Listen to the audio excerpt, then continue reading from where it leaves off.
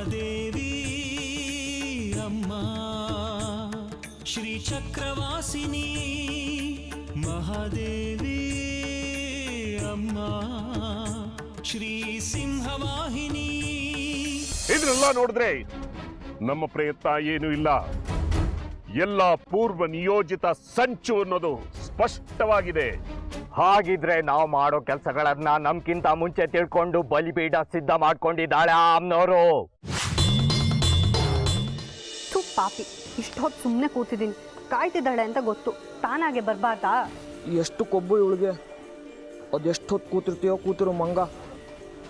ನೀನ ಕರಿದು ಹೊರತು ನಾನು ಬರೋದಿಲ್ಲ.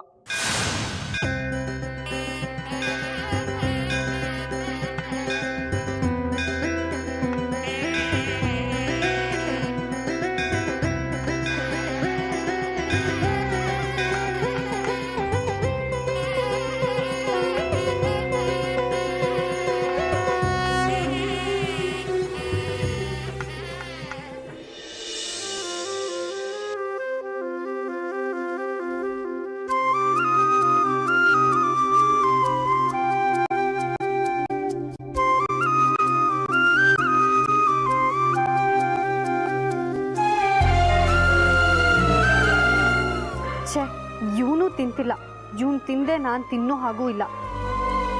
ಅದೆಷ್ಟೊತ್ತು ಕಾಯಿಸ್ತೀಯೋ ಕಾಯಿಸು, ನಾನಂತೂ ಕರೆಯೋದಿಲ್ಲ. ನೀನು ಬರದೆ ತಿನ್ನೋದು ಇಲ್ಲ.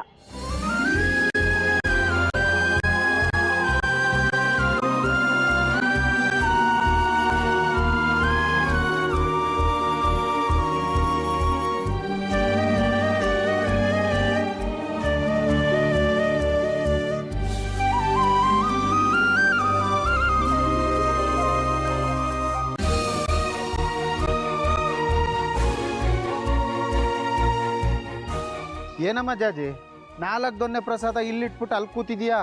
ಇದ್ಯಾರ್ಗೆ? ಓ, ಪ್ರಸಾದ ಜಾಸ್ತಿ ಇತ್ತು ಅಂತ 4 ದೊನ್ನೆ ಪ್ರಸಾದ ಕೊಟ್ಟವ್ರ ಗುಂಡಾಚಾರ್ರು. ನಾನು ಅಲ್ಲಿಗೆ ಹೋಗೋದೇ ತಪ್ಪು, ಇದನ್ನೇ ತಗೋತೀನಿ.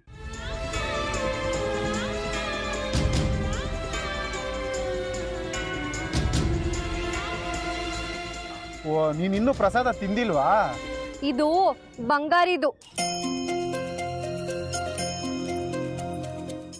ಇವನ್ಗೇನಮ್ಮ, ನೀನು ಕೊಡ್ನಿಲ್ಲ ಅಂದ್ರು ಅಲ್ಲೋಗಿ ತಗೊಂಡು ತಿಂತಾನೆ. ನನಗೆ ಇನ್ನೊಂದು ದೊನ್ನೆ ಪ್ರಸಾದ ಆದರೆ ಸಾಕು, ಕೊಡು. ಇಲ್ಲ ಇಲ್ಲ, ಇದು ಬಂಗಾರಿಗೆ ಬೇಕು, ನಾನು ಕೊಡಲ್ಲ. ಸರಿ ಸರಿ, ಗುಂಡಾಚಾರ ಹತ್ರನೇ ಇಸ್ಕೋತೀನಿ.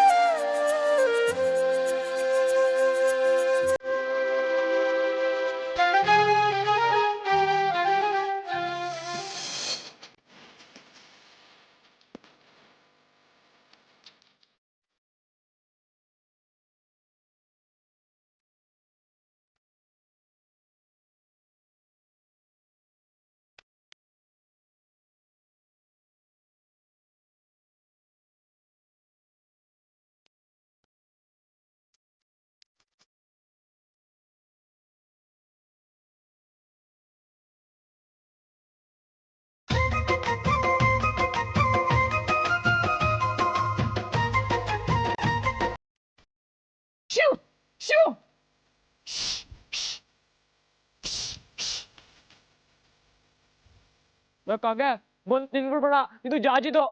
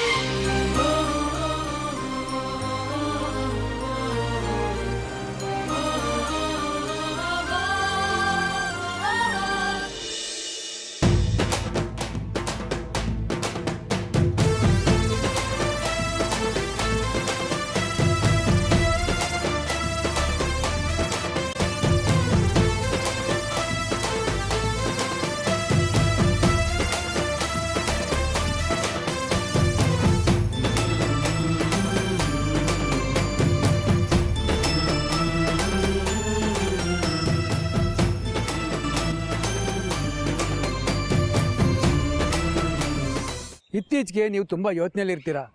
ಊಟ ತಿಂಡಿ ಕೂಡ ಸರಿಯಾಗಿ ಆಗ್ತಾ ಇಲ್ಲ. ನನಗೆ ಆ ಶ್ರೀಚಕ್ರದ ಚಿಂತೆ ಮಣಿಕಂಠ. ಅದನ್ನು ಹೇಗೆ ಪಡ್ಕೊಳ್ಳೋದು ಅನ್ನೋ ಚಿಂತೆ. ಅದರಿಂದ ಆಮ್ನೋರು ನನಗೆ ಎಲ್ಲಿಲ್ಲದ ಅಡ್ಡಿ ಆತಂಕಗಳನ್ನು ಒಡ್ತಿದ್ದಾಳೆ.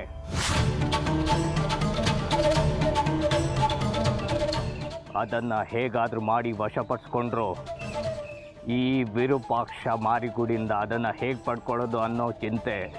ಆ ಇನ್ಸ್ಪೆಕ್ಟ್ರು ಮೊದಲೇ ಹೆಣ್ಬಾಕ, ಸರ್ ಕಂಡ್ರೆ ಮೈ ಮರಿತಾನೆ. ಅವನಿಗೆ ಶ್ರೀಚಕ್ರದ ಮಹತ್ವ ಗೊತ್ತೇ ಇಲ್ಲ. ಅವನು ದೂರ ಇಡೋದು ಅಷ್ಟು ಕಷ್ಟ ಏನಲ್ಲ ಬಿಡಿ.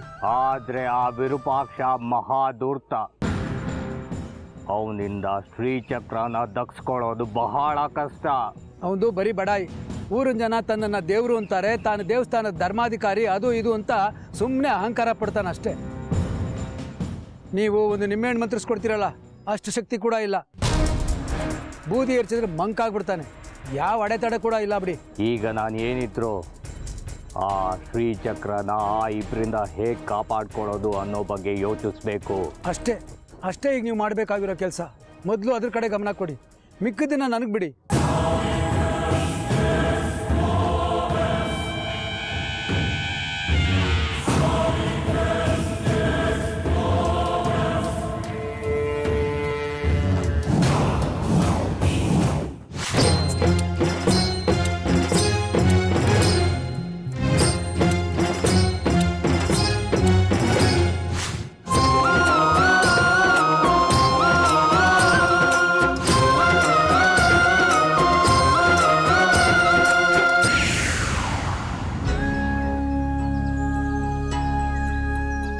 ಕೆಲಸ ಆಯ್ತಾ ಮಗಳೇ? ಕಾಫಿ ಕುಡಿತೀಯಾ? ಬಿಸಿಲು ನೆತ್ತಿಗೇರಿದೆ, ಮಜ್ಜಿಗೆ ಕೊಡ್ಲಾ?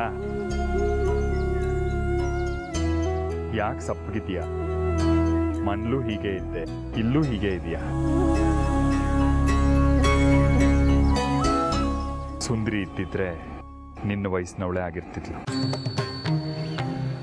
ನಿನ್ನ ವಯಸ್ಸಿನ ಮನಸ್ಸುಗಳ ಹೊಯ್ದಾಟ ನನಗೆ ಅರ್ಥ ಆಗುತ್ತೆ ಮಗಳೇ. ಬಂಗಾರಿ ವಿಷಯವಾಗಿ ಪರದಾಡ್ತಿದೀಯ ಅಲ್ವಾ? ನನಗೆ ಅರ್ಥ ಆಗುತ್ತೆ ಮಗಳೇ. ನೀನಾವತ್ತು ಕಣ್ಣೀರಿಟ್ಟು ಎದ್ದು ಹೋದಾಗ ಹಿಂದೆ ಬಿಟ್ಟು ಹೋದ ಬೊಂಬೆ ನೋಡಿದಾಗಲೇ ನನಗೆ ಅರ್ಥ ಆಗಿತ್ತು. ಆ ಬಂಗಾರಿ ನಿನಗೆ ಬೊಂಬೆ ಕೊಟ್ಟ ಅಂದಾಗ ಊಹೆ ಮಾಡಿದ್ದೆ. ಈ ವಯಸ್ಸಿನಲ್ಲಿ ಇದೆಲ್ಲ ಸಹಜ ಮಗಳೇ. ಆದರೆ ಅಪ್ಪನ ಸ್ಥಾನದಲ್ಲಿ ನಿಂತು ಒಂದು ಮಾತು ಹೇಳ್ತೀನಿ. ಎಲ್ರಿಗೂ ಅವರವ್ರದ್ದೇ ಆಸೆಗಳಿರುತ್ತೆ, ಅವರವ್ರ ವಯಸ್ಸಿಗೆ ಅವರವರ ಆಸೆಗಳು. ಆದರೆ ಅದರ ಹಿಂದೆ ಒಂದು ದೃಢತೆ ಇರಬೇಕು. ಅದು ಈಡೇರೋದು ಬಿಡೋದು ಎಲ್ಲ ಅಮ್ಮನವ್ರ ಇಚ್ಛೆ. ಅಕಸ್ಮಾತ್ ಈಡೇರ್ತಿದ್ರೆ ಬದುಕು ಮುಗಿದು ಹೋಗೋಲ್ಲ. ಆಸೆ ತಪ್ಪು ಹೋಗುತ್ತೆ. 4-5 ದಿವಸ ಅದೇ ನಿರಾಸೆಯಲ್ಲಿ ಇರ್ತೀವಿ, ಮತ್ತೆ ಇನ್ನೊಂದು ಆಸೆ ಚಿಗುರುತ್ತೆ. ಇದೆ ಬದುಕಿನ ವಾಸ್ತವ. ನಮ್ಮ ಸುಂದರಿ ಹೋಗ್ಬಿಟ್ಟಾಗ ನಮ್ಮ ಜಗತ್ತೇ ನಿಂತು ಹೋಯ್ತು, ಮುಗಿದು ಹೋಯ್ತು ಅನ್ಕೊಂಡ್ವಿ. ಆದರೆ ನೀನು ಅವಳಿಗೆ ಪರ್ಯಾಯವಾಗಿ ಸಿಕ್ಕೆ. ನೀನು ನಮ್ಮ ಮಗಳಾದೆ. ಯಾರಿದ್ರು ಯಾರಿಲ್ಲದೆ ಇದ್ರು ಬದುಕು ಸಾಗ್ತಾನೆ ಇರುತ್ತೆ. ಆದರೂ ನಾವು ನೀನಿಲ್ದೆ ನಾನಿಲ್ಲ, ಬದುಕೇ ಇಲ್ಲ, ಪ್ರಪಂಚವೇ ಇಲ್ಲ ಅಂತ ಬಾಯಿ ಮಾತಿಗೆ ಆಡ್ತಿರ್ತೀವಿ. ವಿಚಿತ್ರ. ಹಾಗಿದ್ರೆ ನಂಗೆ ಬಂಗಾರಿ ಸಿಗೋದಿಲ್ವಾ? ಸಿಗ್ತಾನೋ ಬಿಡ್ತಾನೋ ಗೊತ್ತಿಲ್ಲ. ಅವನು ನಿನ್ನ ಮನಸ್ಸಿಗೆ ಇಷ್ಟ ತಾನೆ. ಹಾಗಿದ್ರೆ ಧೈರ್ಯವಾಗಿ ಇಷ್ಟಪಡು.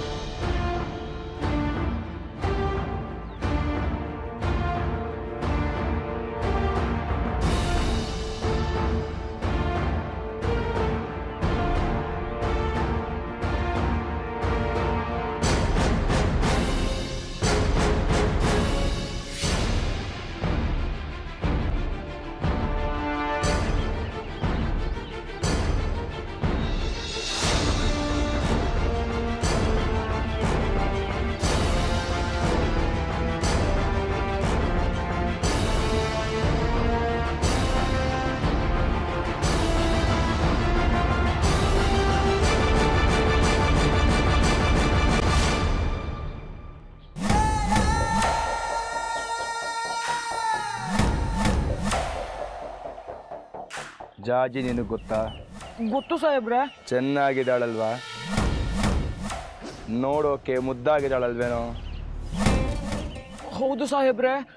ನಿನಗೆ ಅವಳ ಮೇಲೆ ಮನಸ್ಸಾಗಿದ್ಯಾ? ಅವಳ ಮೇಲೆ ಆಸೆ ಇಟ್ಕೊಂಡಿದ್ಯಾ? ನನ್ನವರೆಗೂ ಸುದ್ದಿ ಬಂದಿದೆ, ನೀನು ನಮ್ಮ ಹುಡುಗ. ಅದಕ್ಕೆ ಬಾಯಿ ಮಾತಲ್ಲಿ ಕೇಳ್ತಾ ಇದ್ದೀನಿ, ಜಾಜಿ ಮೇಲೆ ಮನಸ್ಸಿಟ್ಕೊಂಡಿದ್ಯಾ? ಇಲ್ಲ ಸಾಹೇಬ್ರೆ.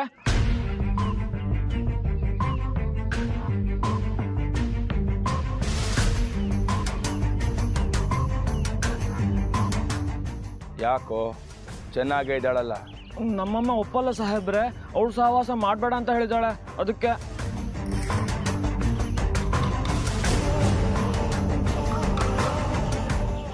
ನಿಜ ಹೇಳ್ತಿದ್ಯಾ? ಹೌದು ಸಾಹೇಬ್ರೆ. ನಿಮ್ಮಮ್ಮ ಹೋಗ್ಲಿ, ಅವಳನ್ನೇ ಇಷ್ಟಪಡು, ಪ್ರೀತಿ ಮಾಡು ಅಂದ್ರೆ? ನಮ್ಮಮ್ಮ ಒಂದ್ಸಲ ಆಡಿದ ಮಾತನ್ನ ಬದಲಾಯಿಸೋದಿಲ್ಲ ಸಾಹೇಬ್ರೆ. ಒಂದು ಪ್ರೀತಿಗೋಸ್ಕರ ಇನ್ನೊಂದು ಪ್ರೀತಿನ ಸಾಯಿಸಬಾರ್ದಂತೆ.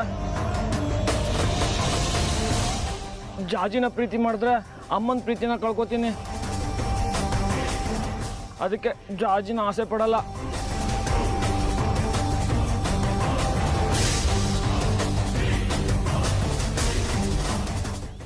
ಅಮ್ಮನಿಗೆ ಮಾತು ಕೊಟ್ಟಿದ್ದೀನಿ, ಇನ್ಯಾವತ್ತೂ ಜಾಜಿನ ಆಸೆ ಪಡಲ್ಲ ಅಂತ. ಭೇಷ್, ಬಾಯಿಲ್.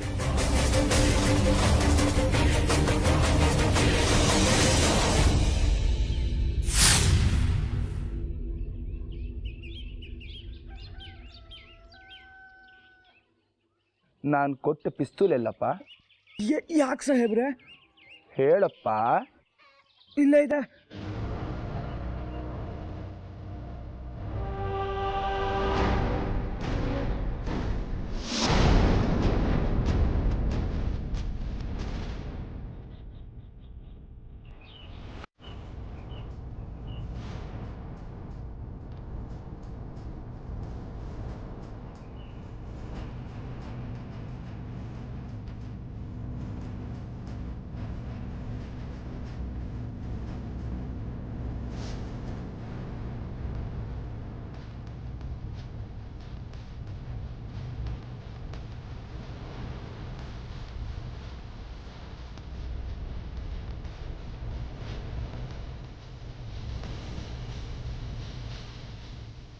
ಜೊತೆಲೆ ಸಿಕ್ಕಿಸ್ಕೊಂಡು ಓಡಾಡೋದಕ್ಕೆ ನೀನೇನು ಪೊಲೀಸಾ?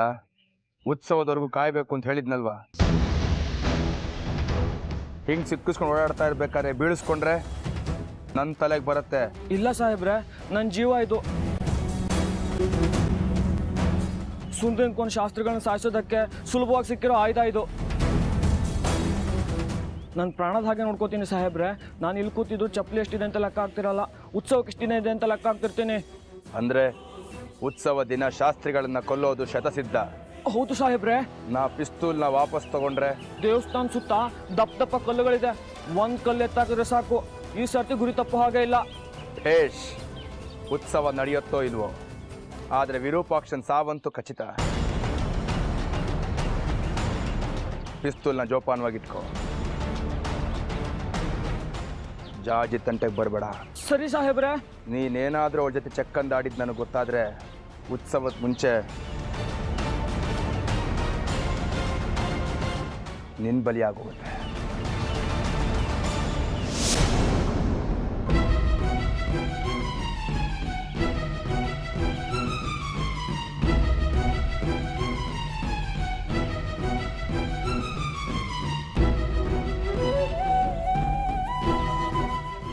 ಬಂಗಾರಿ ಕೈಲಿ ಮಾರಿಗುಡಿ ಪಿಸ್ತೂಲ್ ಯಾಕೆ ಕೊಟ್ಟಿದ್ದಾನೆ? ಅವರಿಬ್ರು ಏನು ಮಾತಾಡ್ಕೊಂಡ್ರು ಅಂತ ಕೇಳಿಸ್ಲೇ ಇಲ್ವಲ್ಲ. ಏನಿರ್ಬೋದು?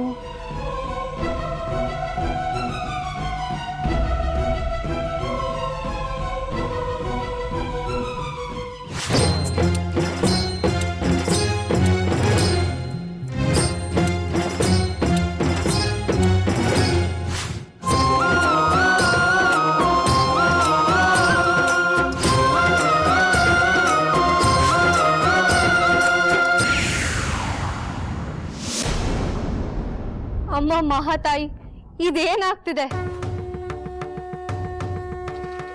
ಶ್ರೀಚಕ್ರ ರಕ್ಷಣೆಗಂತಾನೆ ನನ್ನನ್ನು ಕರೆಸ್ಕೊಂಡು ನನ್ನ ಸಹಾಯಕ್ಕೆ ಆಸರೆ ಆಗಿದ್ದ ಅವನ ಕೈಲಿ ಪಿಸ್ತೂಲ್ ಕೊಟ್ಟು ನಿಲ್ಸಿದ್ಯಲ್ಲ, ಇದಕ್ಕೆಲ್ಲ ಏನ್ ಅರ್ಥ? ಬಂಗಾರಿ ಆ ಮಾರಿಗುಡಿ ಜೊತೆ ಸೇರ್ಕೊಂಡಿದ್ದಾನೆ. ಆ ಮಾರಿಗುಡಿ ದುಷ್ಟ. ಎಷ್ಟೋ ಜನ ಹೆಣ್ಮಕ್ಳ ಮಾನ ಪ್ರಾಣ ತೆಗ್ದಿದ್ದಾನೆ. ಅವನ್ ಜೊತೆ ಸೇರಿ ಬಂಗಾರಿನೂ ಅವನ್ ತರನೇ ಆಗ್ಬಿಟ್ರೆ ಹಾಳಾಗ್ತಿದ್ದಾನೆ. ನಾನು ಇಷ್ಟಪಟ್ಟವನು. ಆ ದುಷ್ಟ ಅವನ ಕೈಲಿ ಪಿಸ್ತೂಲ್ ಬೇರೆ ಕೊಟ್ಟಿದ್ದಾನೆ.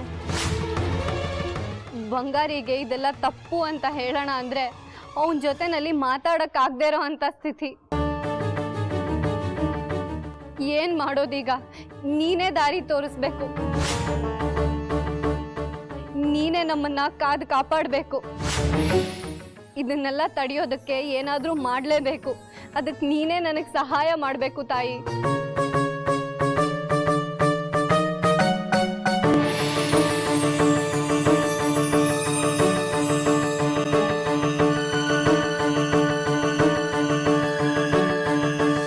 ನನಗೆ ಮೋಸ ಮಾಡಕ್ ನೋಡ್ತೀರಾ? ಈ ಕಾಲರುದ್ರ ಸಿದ್ದೇಶ್ವರ ಕಡ್ಕಿಗೆ ಮೋಸ ಮಾಡಕ್ ನೋಡ್ತೀರಾ? ನಿಮ್ಮಿಬ್ರಿಗೂ ನನ್ನ ಒಳಗುಟ್ಟು ಗೊತ್ತಿಲ್ಲ. ನೀವಿಬ್ರು ಶ್ರೀಚಕ್ರ ಹುಡ್ಕೋಷ್ಟರಲ್ಲಿ ಅದು ನನ್ನ ಕೈ ಸೇರಿರುತ್ತೆ.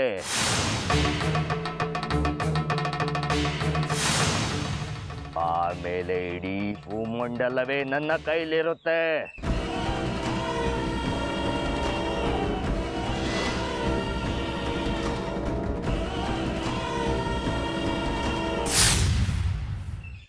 ಈ ಖಡ್ಕಿ ನನ್ನನ್ನು ನಂಬಿದಾನೆ.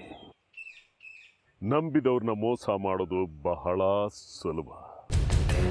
ಈ ಮಾರಿಗುಡಿ ತಲೆ ಇಲ್ಲದ ಪ್ರಾಣಿ. ಅವನಿಗೆ ಶ್ರೀಚಕ್ರಕ್ಕೂ ತನ್ನ ಜೀಪಿನ ಚಕ್ರಕ್ಕೂ ವ್ಯತ್ಯಾಸನೇ ಗೊತ್ತಿಲ್ಲ. ಇವರು ಕಣ್ಣು ಬಿಟ್ಟು ನೋಡುವಷ್ಟರಲ್ಲಿ ಶ್ರೀಚಕ್ರ ನನ್ನ ಕೈವಶ.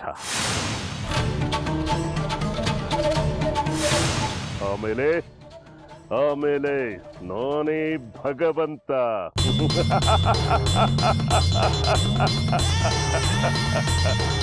ನಾನೇ ಭಗವಂತ.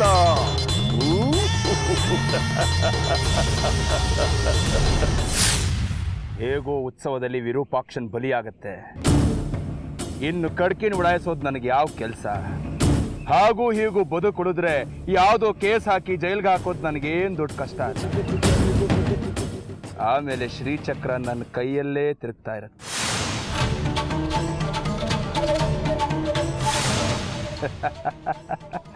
ನನ್ನ ಹುಂಬ ಅನ್ಕೊಂಡಿದ್ದಾರೆ ಆ ಇಬ್ರು ಮೂರ್ಖರು.